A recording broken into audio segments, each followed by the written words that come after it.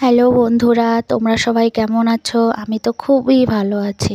তোমাদের ওখানে কি বৃষ্টি হচ্ছে? আমাদের এখানে তো বৃষ্টি থামছেই না।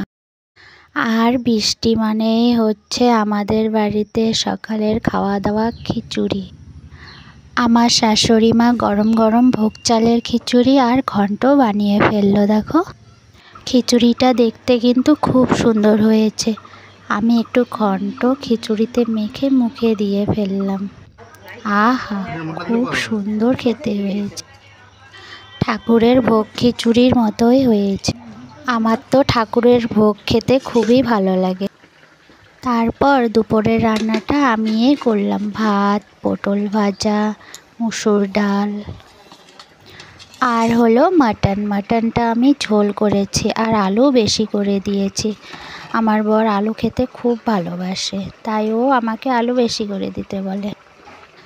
বাড়িতে একজন মাটন খায় না, তাই আমি আলু সয়াবিনের একটু তরকারি করেছি। দুপুরের দিকে বৃষ্টিটা একটু কম ছিল, কিন্তু আকাশটা মেঘলাই ছিল। দেখো, এই বছরে আমাদের সব আম গাছেই অনেক আম ধরেছিল। দেখো, এই গাছটার আম খুবই মিষ্টি, আমার খুব ভালো লাগে খেতে।